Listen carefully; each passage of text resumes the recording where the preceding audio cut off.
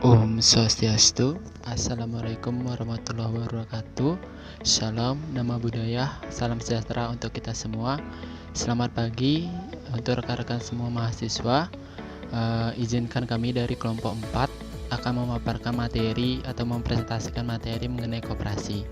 Sebelum memaparkan materi, izinkan kami untuk memperkenalkan diri.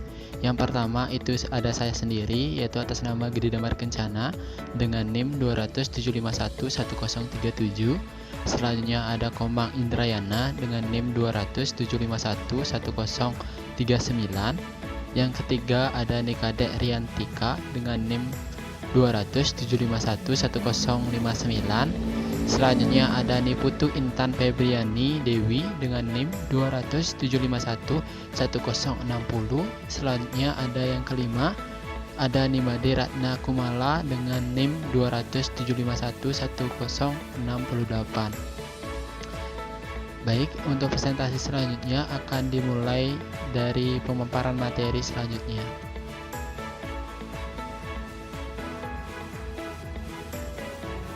Baik, untuk pertama kita akan bahas mengenai Triple Co dan hambatan dalam perkembangan koperasi. Oke, yang pertama kita akan bahas mengenai prinsip Triple Co. Di dalam Undang-Undang Pasal 33 Ayat 1 Undang-Undang Dasar Negara Republik Indonesia tahun 1945 mengandung pengertian sistem ekonomi, yaitu sistem ekonomi atau perekonomian yang disusun sebagai usaha bersama, bukan usaha perorangan, dan usaha bersama itu harus berdasarkan atas asas kekeluargaan. Ada 4 perkataan kunci dalam ayat 1 pasal 33 Undang-Undang Dasar 1945, yaitu ada perekonomian, disusun, usaha bersama, dan asas kekeluargaan. Apa yang dimaksud dengan perekonomian tentulah bukan hanya usaha koperasi saja, tapi meliputi usaha-usaha non-koperasi seperti PT, firma, CV, dan lain-lain. Dari sinilah muncul konsepsi Triple Co, yaitu prinsip ownership atau kepemilikan bersama, co-determination atau penentuan atau keputusan bersama, dan co-responsibility atau tanggung jawab bersama sebagai wujud kebersamaan. Disusun artinya dibiarkan tersusun terdiri oleh mekanisme pasar bebas ataupun kehendak dan selera pasar. Secara imperatif di negara penyusun, negara mendesain lebih dari sekitar intervensionis. Wujud tersusunnya jelas, yaitu tersusun dari usaha-usaha bersama sebagai mutual intervention berdasarkan mutualisme dan kepentingan bersama. Dalam usaha bersama itu pelaku asas kekeluargaan yang memiliki kinship atau kekerabatan, ketonggorongan kooperatif. Dengan demikian pasal 33 ayat 33 Undang-Undang Dasar 1945 menolak pasar bebas yang mengembangkan paham liberalisme dan individualisme. Selanjutnya kita akan bahas mengenai hambatan dalam perkembangan koperasi. Nah, koperasi memiliki beberapa hambatan. Berikut beberapa pernyataan dari para ahli tentang faktor-faktor penghambat dalam pertumbuhan koperasi. Yang pertama, menurut S. Patarderja, di mana faktor yang menghambat pertumbuhan koperasi Indonesia adalah rendahnya tingkat kecerdasan rakyat Indonesia. Hal ini disebabkan karena pemerataan tingkat pendidikan sampai ke pelosok baru dimulai pada tahun 1996, sehingga dampak yang baru bias dirasakan paling tidak 15 tahun ke depan. Kedua, ada menurut Baharudin, di mana faktor penghambat dalam perkembangan koperasi adalah kurangnya dedikasi pengurus terhadap berlangsungnya hidup koperasi. Ini berarti bahwa kepribadian dan mental pengurus, pengawas, manajer belum berjiwa kooperasi sehingga tidak harus diperbaiki lagi. Yang ketiga adalah menurut Prof.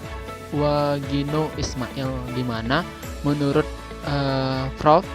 Faktor penghambat kemajuan koperasi adalah kurangnya kerjasama di bidang ekonomi dari masyarakat kota. Kerjasama bidang sosial gotong royong memang sudah kuat, tetapi kerjasama di bidang usaha dirasakan masih lemah. Padahal kerjasama di bidang ekonomi merupakan faktor yang sangat menentukan kemajuan lembaga koperasi. Kawasan koperasi untuk menghasilkan koperasi yang berkualitas diyakini diperlukan pengawasan terhadap koperasi. Untuk itu, terbitlah Peraturan Presiden Republik Indonesia Nomor 62 Tahun 2015 tentang Kementerian Koperasi dan Usaha Kecil dan Menengah, di mana pada struktur Kementerian Koperasi dan UKM yang baru dibentuk deputi baru, yaitu Deputi Bidang Pengawasan. Tujuan pengawasan koperasi diantaranya, yang pertama, meningkatkan efektivitas pelaksanaan pengawasan koperasi dan pemerintah provinsi dan pemerintah kabupaten atau kota sesuai dengan wilayah keanggotaan koperasi. Yang kedua, meningkatkan kesadaran para pengelola koperasi dalam mewujudkan kondisi sesuai dengan peraturan yang berlaku. Sasaran pengawasan koperasi adalah, yang pertama, terwujudnya peningkatan kepatuhan koperasi terhadap peraturan perundang-undangan. Yang kedua, terbentuknya koperasi yang kuat, sehat, mandiri, dan tangguh. Yang ketiga, terwujudnya koperasi yang akuntabel.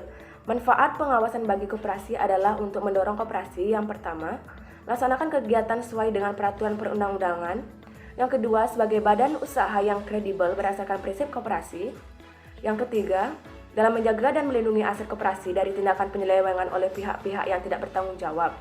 Yang keempat, dalam meningkatkan transparansi dan akuntabilitas koperasi terhadap pihak-pihak yang berkepentingan. Yang kelima, menjadi kuat, sehat, mandiri, dan tangguh. Yang keenam, mencapai tujuannya secara efektif dan efisien, yaitu peningkatan pemberdayaan ekonomi anggota. Terima kasih atas kesempatannya. Di sini saya akan melanjutkan presentasi dari rekan saya. Di sini saya akan membahas mengenai Koperasi Karangasem membangun sebagai sebuah kasus. Seperti yang kita ketahui ataupun dari teman-teman bahkan sudah mengetahui, khususnya di daerah Karangasem pernah terjadi suatu kasus yang melibatkan sebuah koperasi yang cukup terkenal dan cukup dipercaya di daerah Karangasem, yaitu Koperasi Karangasem Membangun atau KKM. Di sini saya akan membahas mengenai dari Koperasi Karangasem Membangun atau KKM itu sendiri. Koperasi Karangasem Membangun atau KKM merupakan sebuah koperasi yang berdiri pada tahun 2016 dengan izin BH nomor 154/BH/2006 di mana tertanggal pada tanggal 28 Maret 2006 yang dimana bertempat di Jalan Sudirman nomor 1 Amblapura, Bali. Koperasi Karangasem Membangun atau lebih dikenal dengan KKM ini mempunyai produk unggulan seperti simpanan Karangasem Sejahtera, simpanan masa depan, simpanan Karangasem Jangka, capital investment, kredit konsumtif, kredit umum multiguna, dan perdagangan umum. Dan yang paling diminati oleh masyarakat adalah capital investment, di mana uang yang diinvestasikan akan memperoleh tingkat pembagian investasi atau fly sebesar 150% setiap 4 bulan selama setahun. Koperasi Karangasem Membangun atau KKM ini diketahui oleh IGD Putu Kristia SEMM dan juga merupakan Direktur PDAM Karangasem. Nah, dalam perkembangannya koperasi KKM ini sangat pesat, di mana hal ini disebabkan oleh tingginya kepercayaan masyarakat melalui penyertaan modal masyarakat dalam produk capital investment dan juga perdagangan umum, di mana para nasabah wajib menyisihkan 70% dari PAI untuk yang didapat, di mana wajib berbelanja barang di KKM sebesar 12% dan untuk dana sosial sebesar 5%. Sampai saat ini KKM berhasil menjaring nasabah sebanyak 71.000 orang dari berbagai kalangan masyarakat, baik PNS, Polri, TNI, non-PNS seperti petani, pedagang, pengusaha, dan lain-lain. Bahkan para pejabat dan wakil rakyat di DPR pun ikut serta, sehingga bagi orang awam hal ini tentunya akan menambah kepercayaan akan legalitas koperasi dan dalam keadaan sangat sehat, di mana nasabah KKM ini meluas sampai di luar Kabupaten Karangasem bahkan hingga ke luar Pulau Bali, sehingga total yang akan tabungan yang simpanan didapat itu sampai dengan 700 miliar.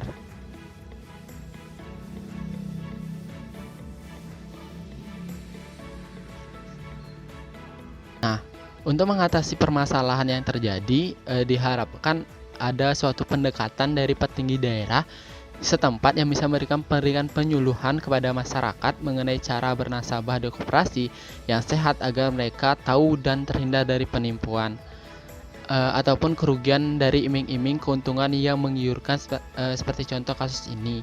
Karena itu tentunya sangat tidak masuk akal bahwa suatu produk investasi dari KKN dalam bentuk koperasi ini yang menawarkan keuntungan hingga 150% per bulan per 3 bulan.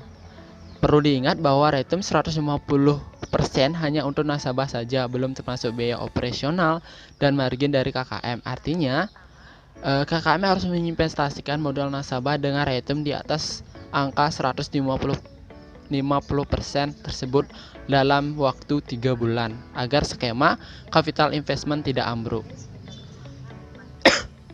Selanjutnya, yang kedua yang dapat dilakukan untuk mencegah terjadinya kasus seperti ini, yang kedua itu dapat dilakukan dengan cara menyadarkan masyarakat atau nasabah yang sudah menginvestasikan uangnya bahwa KKN ini telah menipu mereka. Bagi pihak polisi atau pihak-pihak mengetahui tentang kasus ini ataupun bukti-bukti kejahatan dilakukan oleh KKM agar segera memberitahu nasabah maupun masyarakat agar mereka tuh tahu dan lebih waspada lagi mengenai apabila ada kasus seperti ini lagi. Yang ketiga, dari pihak polisi juga harus bersikap dan memberikan saksi yang tegas kepada oknum-oknum yang bersalah, serta pemerintah lebih memperketat aturan mengenai penipuan investasi ini agar kejahatan seperti ini tidak diminimalisir lagi. Pengukuran dan prinsip pengukuran kinerja koperasi. Pengukuran kinerja adalah proses di mana organisasi menetapkan parameter hasil untuk dicapai oleh program, investasi, dan akuisisi yang dilakukan. Jadi ada beberapa faktor yang mempengaruhi dari pengukuran kinerja tersebut. Yang pertama adalah faktor individu. Faktor individu berkaitan dengan keahlian, motivasi, dan komitmen. Yang kedua adalah faktor kepemimpinan. Faktor kepemimpinan berkaitan dengan kualitas dukungan dan pengarahan yang diberikan oleh pemimpin atau manajer dalam suatu organisasi. Yang ketiga adalah faktor kelompok yang berkaitan dengan kualitas dukungan yang diberikan oleh rekan kerja. Yang keempat adalah faktor sistem. Faktor sistem ini berkaitan dengan metode kerja yang ada dan fasilitas yang disediakan oleh organisasi. Yang kelima adalah faktor situasi. Faktor situasi berkaitan dengan tekanan dan perubahan lingkungan, baik lingkungan internal maupun eksternal. Prinsip pengukuran kinerja koperasi. Dalam pengukuran kinerja terdapat beberapa prinsip-prinsip, yaitu 1. Seluruh aktivitas kerja yang signifikan harus diukur. 2. Pekerjaan yang tidak diukur atau dinilai tidak dapat dikelola karena dirinya tidak ada informasi yang bersifat objektif untuk menentukan nilainya. Yang ketiga, kerja yang tidak diukur sebaiknya diminimalisir atau bahkan ditiadakan. Yang keempat, keluaran kinerja yang diharapkan harus ditetapkan untuk seluruh kerja yang diukur. Yang kelima, hasil keluaran menyediakan dasar untuk menetapkan akuntabilitas hasil alih-alih sekedar mengetahui tingkat usaha. Yang keenam, mendefinisikan kerja dalam artian hasil kerja semacam apa yang diinginkan adalah cara manajer dan pengawas untuk membuat penugasan kerja operasional. Yang ketujuh, pelaporan kinerja dan analisis variasi harus dilakukan secara periodik. Yang terakhir, yaitu yang ke-8, pelaporan yang kerap memungkinkan adanya tindak korektif yang segera dan tempat waktu. Kinerja koperasi di Indonesia. Kinerja keuangan koperasi di Indonesia menunjukkan perkembangan yang semakin membaik. Namun demikian, struktur permodalan koperasi seiring berjalannya waktu semakin didominasi oleh modal luar yang pada umumnya berupa hutang. Pada aspek non-keuangan, koperasi di Indonesia menunjukkan perkembangan yang semakin menurun. Jumlah koperasi tidak aktif semakin bertambah seiring bertambahnya jumlah koperasi. Koperasi aktif namun tidak melaksanakan berat menunjukkan kecenderungan yang meningkat. Jumlah anggota yang semakin berkurang dan serapan tenaga kerja belum mampu dimaksimalkan karena keterbatasan koperasi baik secara finansial maupun kesiapan organisasi. Di sisi lain, pengembangan koperasi di Indonesia terus membaik meski belum sempurna. Oleh karena itu, ekonomi kerakyatan tersebut harus didorong secara optimal untuk menjadi kekuatan nasional berbasis akar rumput Transmeroga. Direktur Operasional Koperasi Simpan Pinjam atau KSP, Nasari mengatakan kekuatan berbasis kerakyatan itu harus didukung karena selama ini masih banyak aksi kapitalisme di Indonesia. Dalam undang-undang terbaru mempertegas pendirian lembaga penjaminan simpanan dan pengawasan yang akan meningkatkan kepercayaan masyarakat terhadap lembaga koperasi.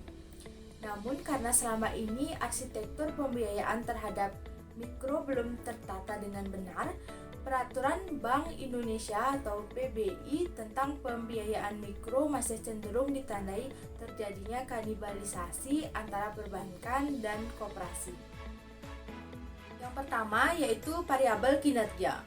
Secara umum, variabel kinerja koperasi yang diukur untuk melihat perkembangan atau pertumbuhan koperasi di Indonesia, yang terdiri dari kelembagaan, keanggotaan, volume usaha, permodalan, aset, dan sisa hasil usaha. Yang kedua yaitu jumlah koperasi. Penataan kelembagaan koperasi dilakukan pada awal Kabinet Reformasi Pembangunan, yaitu pada bulan Juni tahun 1998. Penataan kelembagaan yang dimaksud ialah pendataan ulang data koperasi yang ada. Koperasi tidak aktif adalah koperasi yang dalam 2 tahun terakhir secara berturut-turut tidak melakukan rapat anggota tahunan dan tidak melakukan kegiatan usaha. Yang ketiga yaitu anggota koperasi. Jumlah anggota koperasi aktif tahun 1998 adalah 20,127 juta atau meningkat 2,14% dari tahun 1997. Pada bulan Juni tahun 1999, jumlah tersebut berkembang menjadi 21.959, yang berarti tahun meningkat sebesar 9,65% dari tahun sebelumnya atau 14,43% dari tahun 1997. Rata-rata pertumbuhan total anggota koperasi primer selama 3 tahun terakhir, yaitu pada tahun 1997 sampai 1999 adalah sebesar 6,7% per tahun. Sedangkan untuk koperasi sekunder rata-rata pertumbuhannya cukup besar, yaitu sebesar 42,13% per tahun. Yang keempat yaitu volume usaha koperasi. Volume usaha adalah total nilai penjualan atau penerimaan dari barang atau jasa pada suatu periode atau tahun buku yang bersangkutan. Volume usaha koperasi pada tahun 1997 adalah sebesar 14.643,5 dan turun sebesar 11,55% menjadi 12.952 pada tahun 1998. Yang kelima yaitu aset koperasi. Aset koperasi pada tahun 1997 adalah 9.254 dan pada tahun 1998. Strategi peningkatan kinerja koperasi. Ada beberapa strategi peningkatan kinerja koperasi, di antaranya yang pertama, penegakan disiplin harus dilaksanakan secara maksimal. Meskipun koperasi berasas kekeluargaan, pertanggungjawaban para pengurus tidak bisa ditempuh secara kekeluargaan dengan memberikan toleransi yang tinggi atas penyimpangan yang dilakukan pengurus. Mekanisme reward dan punishment terhadap pengurus harus diperbaiki dengan berlandaskan pada anggaran dasar dan kriteria kinerja yang jelas. Yang kedua, birokrasi yang berbelit-belit seharusnya dipangkas. Prosedur dan tata cara perizinan, pelaporan maupun pertanggungjawaban baik secara teknis maupun administratif yang terlalu panjang justru sering mematikan kreativitas usaha sehingga menurunkan kinerja. Bila kreativitas usaha dihambat oleh kepentingan birokrasi, maka besar kemungkinan koperasi tersebut sulit untuk bisa berkembang. Yang ketiga, menumbuhkan budaya berdasarkan misi. mengubah koperasi yang digerakkan oleh peraturan dan birokrasi menjadi koperasi yang digerakkan oleh misi. Cita-cita mulia dari pendirian sebuah koperasi yaitu membangun dan mengembangkan potensi dan kemampuan ekonomi anggota pada khususnya dan masyarakat pada umumnya, serta untuk meningkatkan kesejahteraan ekonomi dan sosialnya, harus diterjemahkan secara konkret dalam bentuk budaya organisasi. Yang keempat, koperasi berorientasi pada anggota dan masyarakat. Orientasi pengurus adalah bagaimana agar laporan pertanggungjawabannya dapat diterima oleh sebagian besar anggota. Meskipun dalam jangka panjang kemungkinan bisa mengurangi daya saing eksternal. Dalam kondisi seperti ini, pengurus akan memenuhi semua kebutuhan dan keinginan birokrasi. Sedangkan pada masyarakat dan bisnis, mereka seringkali tidak peduli. Selayaknya pengurus koperasi mengidentifikasi siapa pelanggan yang sesungguhnya. Dengan cara seperti ini, tidak berarti pengurus tidak bertanggung jawab pada anggota, tetapi sebaliknya. Mereka menciptakan sistem pertanggungjawaban ganda atau dual accountability kepada anggota dan kepada masyarakat atau pelanggan lain yang secara langsung maupun tidak langsung membutuhkan jasa koperasi. Yang kelima, berorientasi pada mekanisme pasar. Koperasi harus mengembangkan prinsip-prinsip perusahaan dan pasar secara maksimal. Penerimaan pegawai harus mengikuti seleksi ketat sesuai kemampuannya, sehingga bisa direkrut karyawan yang benar-benar kompeten dan terampil secara profesional. Mekanisme administratif yang umumnya masih kental diterapkan pada lingkungan koperasi harus segera diganti dengan mekanisme pasar yang cukup fleksibel mengikuti dinamika pasar. Yang keenam, penerapan teknologi maju. Computerized system terbukti mampu meningkatkan kinerja operasional suatu usaha sehingga koperasi tidak bisa menghindar dari kondisi dinamis seperti ini. Pelatihan dan pemberdayaan pengurus serta pegawai harus dilakukan secara terus-menerus agar mereka tidak gagap teknologi. Kompetisi harus menjadi sarana untuk memicu inovasi para pengurus untuk eksis dan selalu berkembang.